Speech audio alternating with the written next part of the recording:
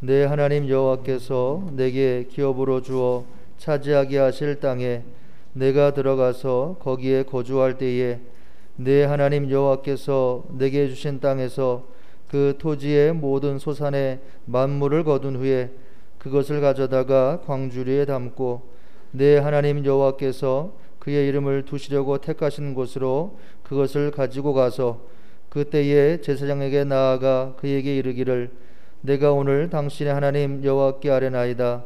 내가 여호와께서 우리에게 주시겠다고 우리 조상들에게 맹세하신 땅에 이르렀나이다 할 것이요. 아멘. 서신서의 말씀은 로마서 10장 8절로 13절입니다. 그러면 무엇을 말하느냐? 말씀이 내게 가까워 내 입에 있으며 내 마음에 있다 하였으니 곧 우리가 전파하는 믿음의 말씀이라. 내가 만일 내 입으로 예수를 주로 시인하며 또 하나님께서 그를 죽은 자 가운데서 살리신 것을 내 마음에 믿으면 구원을 받으리라.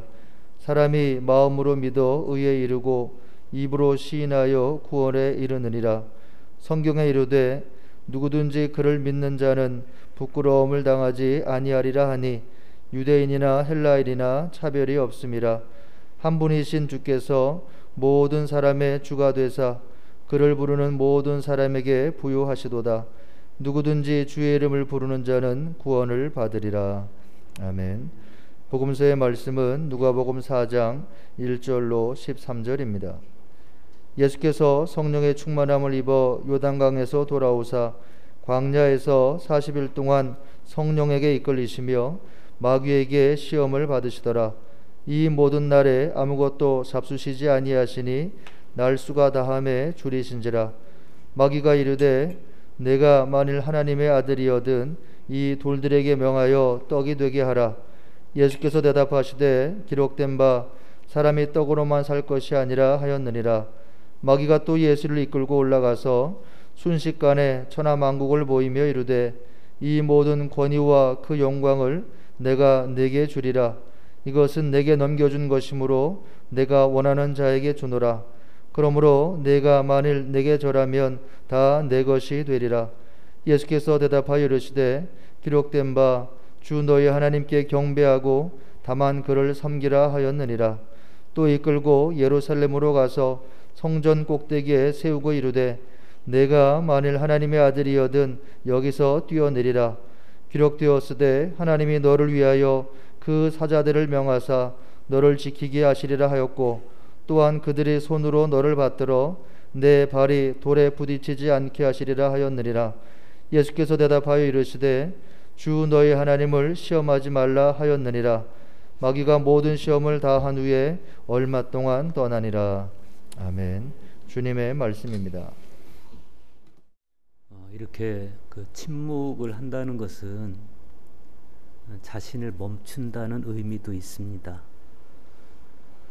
우리 머릿속에는 끊임없이 뭔가 프로세스가 돌아가는데 생각을 멈추고 말을 멈추고 나 자신을 하나님을 향해 개방하고 경청하려는 마음 자세를 갖는 것이라고 할 수 있죠. 사순절에 우리가 들어섰습니다. 지난 성회 수요일을 기점으로 우수경칩의 봄기운이 냉기를 이겨가고 있는 그런 계절인데 렌트, 봄으로 교회의 시간도 들어선 겁니다. 한 해의 교회력이 다 중요하지만 사순절은 그 어느 절기보다도 경건하고 의미가 깊은 절기입니다.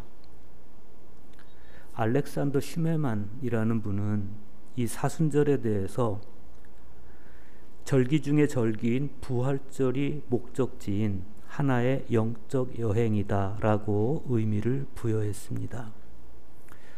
이 사순절이 경건과 절제의 시간이라고 한다면 왜 그래야 되느냐?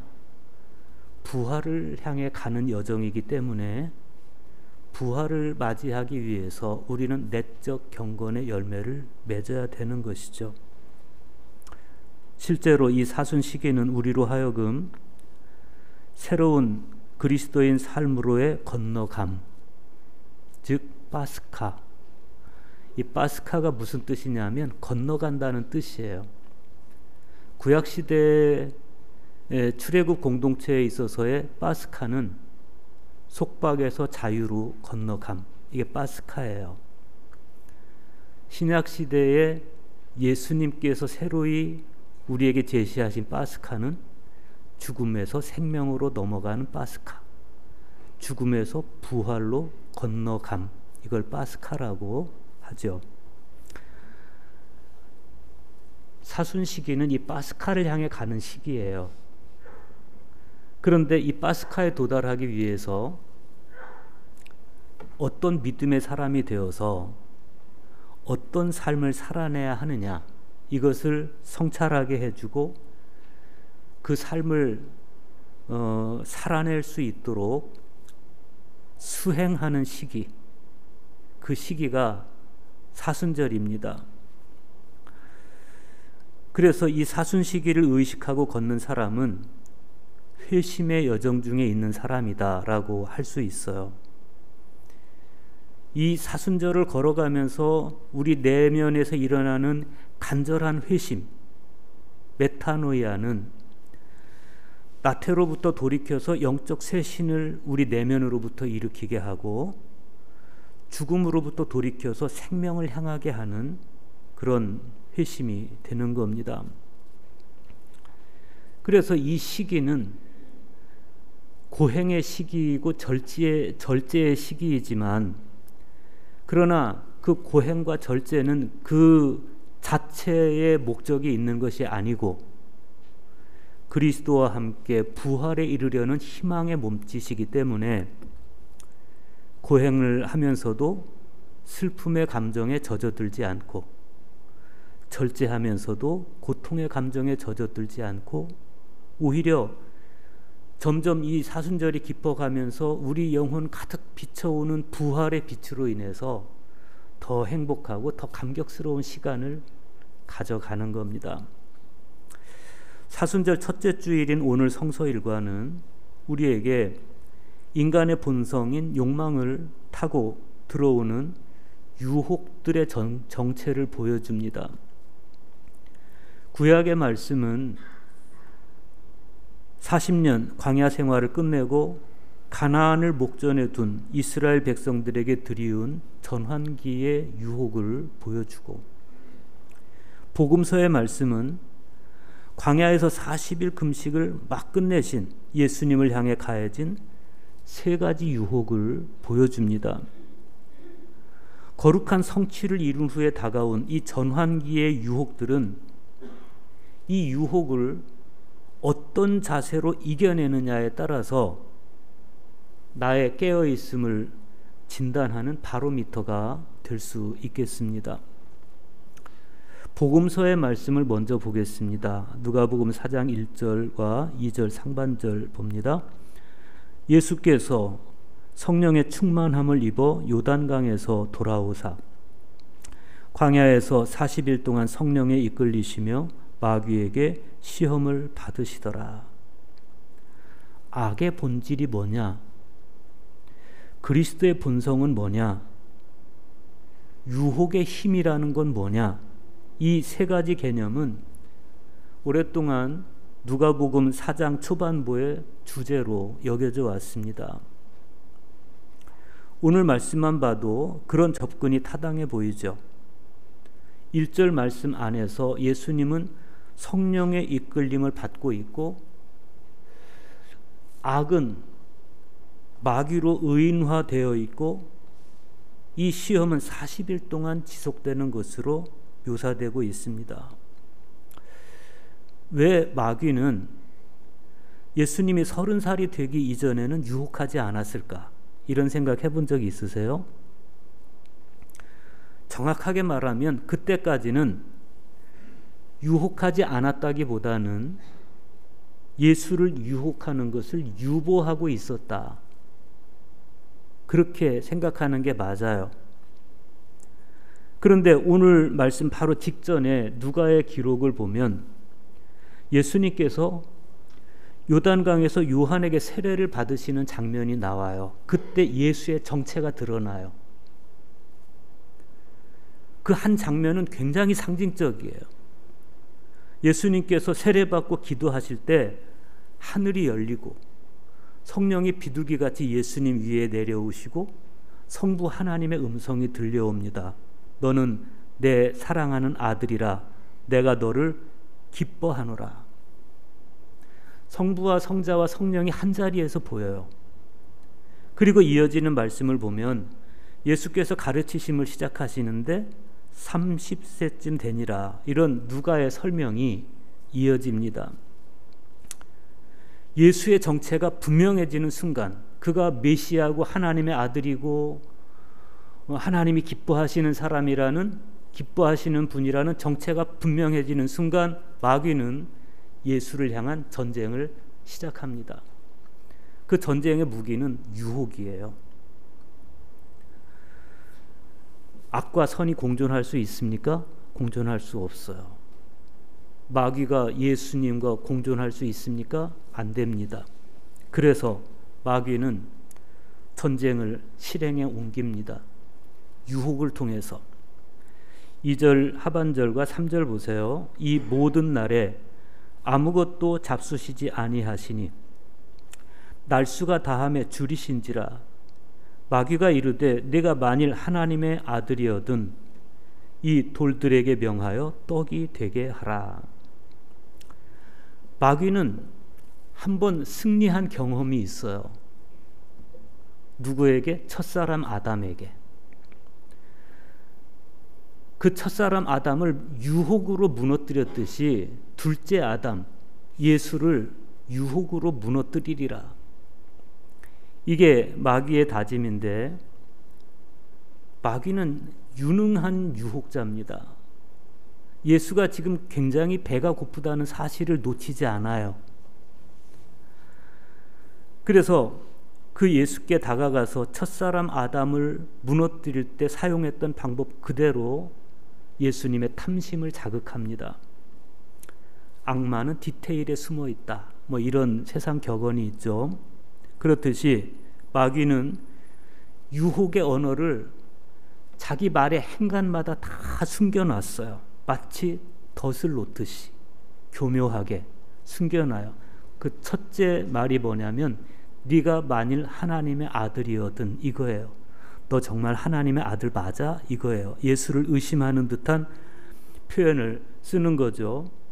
그럼으로써 예수의 화를 돋구고 예수가 자신이 하나님의 아들임을 증명하기 위해서 조금 오버하도록, 그러다가 마침내 자기 덫에 걸려들도록 하는 것에 마귀의 목적이 있어요. 마귀 유혹의 두 번째 디테일은 어디 있는가 하면 그럴듯한 거예요. 자기의 유혹이 매우 그럴듯한 거예요. 돌들로 떡덩이가 되게 하라, 이게 나쁜 말이 아니라는 거예요. 굉장히 그럴듯한. 만약 예수가 정말 돌로 떡을 만들 수 있다면 그것은 자신의 배고픔을 해결할 뿐만 아니라 지금 배고파하는 수많은 민중들을 구원할 수 있다. 그런 면에서 정말 그럴듯한 유혹인 겁니다. 마귀의 이런 유혹은 정말 솔깃한 거죠. 그런데 예상하지 못했던 일이 벌어집니다. 그게 뭐냐면 예수님이 말씀으로 대항을 하는 거예요. 마귀의 무기가 유혹이라면 예수님의 무기는 말씀이에요. 신명기 8장 3절의 말씀으로 마귀에게 대항합니다. 기록된 바, 그러니까 신명기 3장에 이렇게 기록돼 있어 사람이 떡으로만 살 것이 아니요 하나님의 입으로 나오는 말씀으로 살 것이다, 이렇게 돼 있어. 그러니까 까불지 마, 이런 거 아니겠어요? 유혹에 직면했을 때 그 유혹을 이겨낼 수 있는 결정적 무기가 신명기 8장 2절과 3절에 있는데 이렇게 기록되어 있어요. 내 하나님 여호와께서 이 40년 동안에 네게 광야길을 걷게 하신 것을 기억하라. 이는 너를 낮추시며 너를 시험하사 네 마음이 어떠한지 그 명령을 지키는지 지키지 않는지 알려 하심이라. 너를 낮추시며 너를 줄이게 하시며 또 너도 알지 못하며 네 조상들도 알지 못하던 만나를 내게 먹이신 것은 사람이 떡으로만 사는 것이 아니요 여호와의 입에서 나오는 모든 말씀으로 사는 줄을 네가 알게 하려 하심이니라. 신명기 저자의 표현을 빌리면 내가 굶주리거나 내가 가난하거나 그 순간은 그럼에도 불구하고 하나님의 말씀을 지키는지 지키지 않는지 우리의 신앙을 진단해보는 때인 동시에 사람이 떡으로만 사는 것이 아니요 하나님의 입으로 나오는 말씀으로 사는 것이다. 그 사실을 분명하게 깨닫게 되는 때라는 겁니다. 우리가 배고픈 순간에도 정말 잊지 말아야 될 게 있습니다. 사람은 육신의 배고픔만 면하면 사는 존재가 아니고 하나님의 말씀을 먹어야 사는 존재라는 겁니다. 이게 첫 번째 유혹의 결론이에요. 두 번째 유혹을 보십시오. 5절과 6절입니다. 마귀가 또 예수를 이끌고 올라가서 순식간에 천하만국을 보이며 이르되 이 모든 권위와 그 영광을 내가 네게 주리라. 이것은 내게 넘겨준 것이므로 내가 원하는 자에게 주노라. 이 두 번째 유혹에서 마귀는 마치 자기가 천하만국을 다 줄 수 있는 그런 위치에 있는 것처럼 행세합니다. 이것은 내게 넘겨준 것이므로 내가 원하는 자에게 줄 수 있어, 이렇게 말하는 거예요. 얼마나 그럴듯한 이야기예요. 그러나 마귀가 어떻게 왜곡과 거짓으로 사람을 선동하는지를 잘 보여주는 겁니다. 마귀는 마치 이 하나님의 아들 앞에서조차도 욕망을 필요인 양 제시하고 거짓을 진실인 양 제시하고 우상을 신앙인 양 제시합니다. 세상은 정말 정의를 위장한 불의가 진실을 위장한 거짓이 너무 사람의 마음을 속이고 있습니다. 정치인들이 그렇고 언론이 그렇습니다. 사람들은 그것이 불의인질 거짓인질 뻔히 알면서도 자기가 속한 진영 논리로 적당하게 용인하고 타협하고 거짓인 줄 알면서도 기꺼이 속아줍니다. 그리스도인들은 그러면 안 됩니다. 내 심장 안에 예수 그리스도께서 계시다면 어떻게 거짓에 내 영혼을 내어줄 수가 있겠어요? 안 되는 겁니다. 오늘 본문에서 마귀의 이 말이 거짓이라고 하는 것은 이 마귀가 그릇된 예배를 요구하는 것에서 더 적나라하게 드러나요. 네가 만일 내게 절하면 다 네 것이 되리라, 이거예요. 네가 나에게 예배하면 다 네 것이 되리라, 이거예요. 왜 마귀에게 절해요? 천하만국을 얻기 위해서. 왜 하나님께 예배합니까? 하나님을 닮기 위해서. 달라요. 목적이 달라요. 얼마나 많은 그리스도인들이 마귀의 말에 속아주면서 신앙의 이름으로 만몬을 숭배하고 권력을 숭배하는지 모릅니다. 우리는 예수님처럼 대답해야 됩니다. 기록된 바 주 너의 하나님께 경배하고 다만 그를 섬기라 하였느니라. 하나님께서 왜 히브리들을 이집트 애굽의 압제자들로부터 해방시키셨습니까?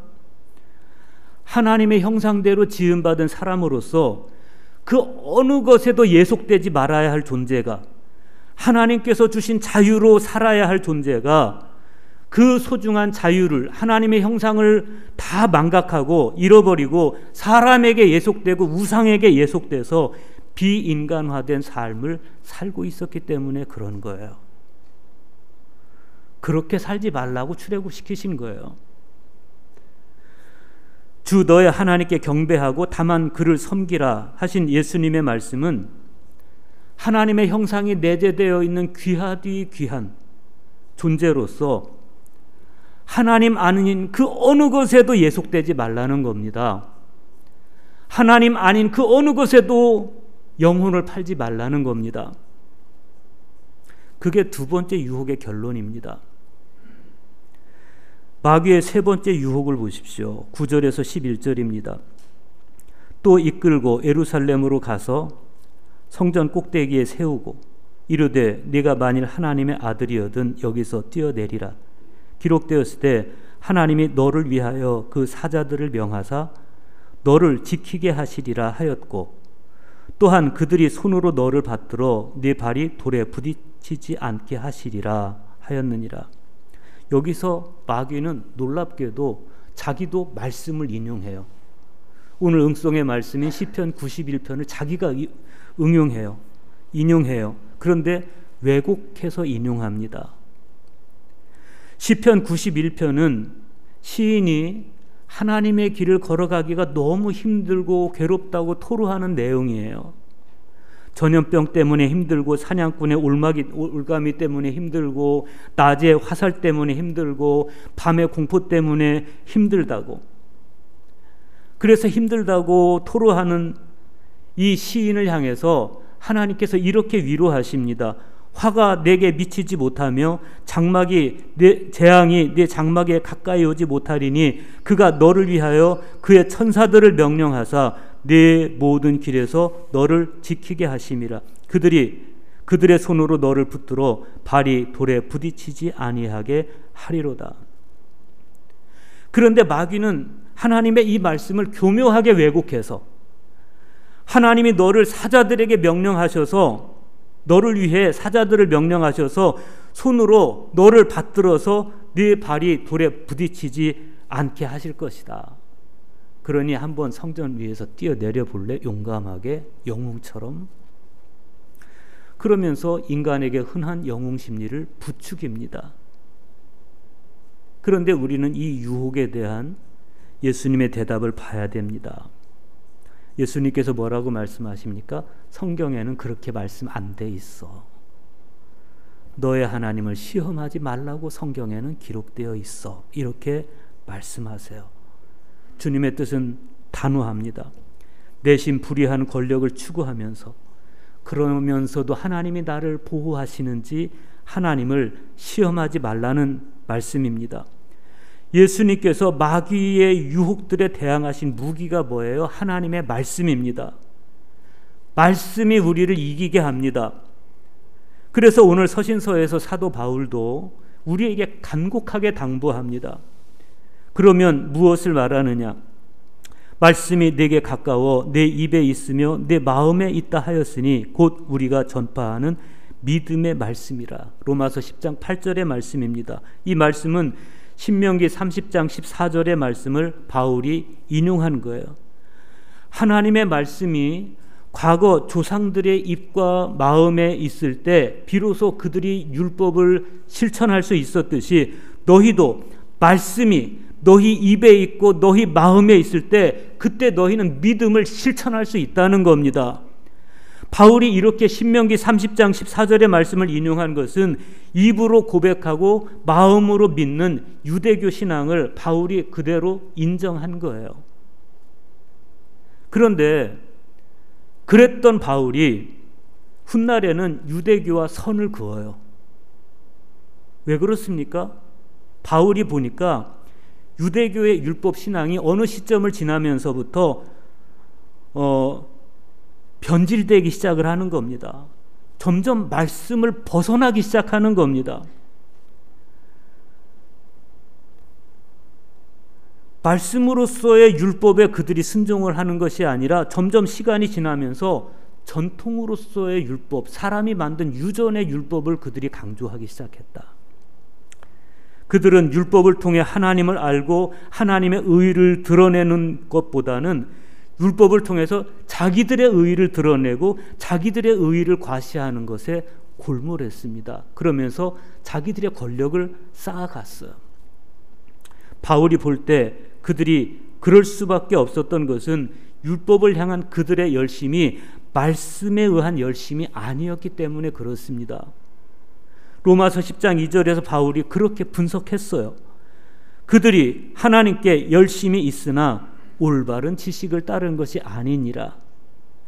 그들이 보여주고 있는 열심은 말씀이 아닌 자기들의 기득권을 유지하고 강화하기 위한 유혹에서 비롯된 열심이었다는 겁니다.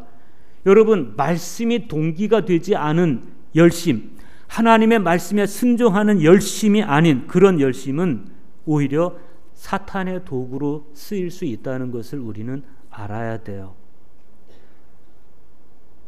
말씀에서 비롯되지 않은 열심에는 반드시 유혹이 뒤따라요. 그래서 바울은 강조합니다. 네가 만일 내 입으로 예수를 주로 시인하며 또 하나님께서 그를 죽은 자 가운데서 살리신 것을 내 마음에 믿으면 구원을 받으리라.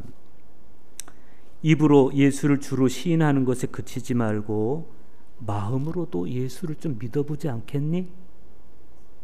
그런 거예요. 마음으로 예수를 진정으로 믿을 때 그 결과를 바울은 이렇게 설명합니다. 성경에 이르되 누구든지 그를 믿는 자는 부끄러움을 당하지 아니하리라. 예수님께서 말씀으로 유혹을 이기셨듯이 바울이 구약의 말씀을 인용해서 적극적으로 사람들을 그리스도께로 이끌듯이 우리 역시 말씀을 입과 우리 마음에 둠으로써 우리는 진정한 그리스도인의 삶을 살아가게 되는 것이죠. 오늘 구약의 말씀도 같은 이야기를 합니다.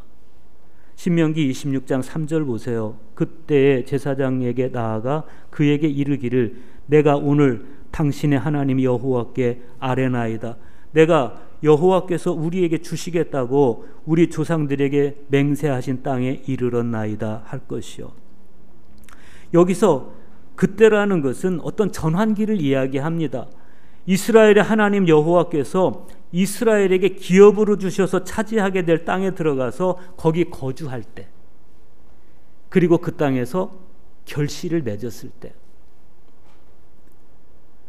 40년 동안, 아니 그 이전에 애굽에서 종살이 할 때부터 한 번도 자기 밭을 가져본 적이 없는 사람들, 자기 집을 가져본 적이 없는 사람들, 자기 농사가 있어 본 적이 없는 사람들, 이 사람들이 가나안에 들어가서 마침내 벽돌로 된 집을 짓기 시작을 합니다. 그리고 자기 땅에서 소산, 열매를 거둬요. 얼마나 기가 막힙니까? 그 순간이 유혹의 순간이라는 거예요. 그때 너희가 반드시 기억할 것이 있다. 무엇을?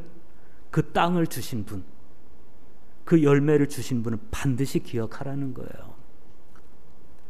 그리스도인이란 그렇게 삶의 순간마다 하나님을 기억하는 사람, 하나님의 말씀을 마음에 두고 살아가는 사람, 그런 사람이에요. 사순절이 시작이 됐습니다. 새로운 그리스도인 삶으로의 건너감, 즉 진정한 파스카를 위해서 어떤 믿음의 사람이 되어서 나는 어떤 삶을 살아가야 할까? 마귀는 떡이 중요하다고, 권력이 중요하다고, 명예가 있어야 사는 것이라고 우리를 끊임없이 유혹하지만, 그러나 그리스도인은 사람은 떡으로 사는 것 아니에요.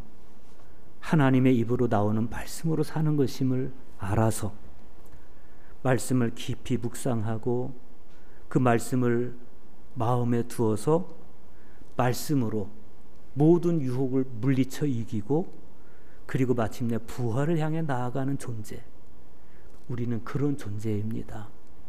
그럴 수 있기를 축복합니다.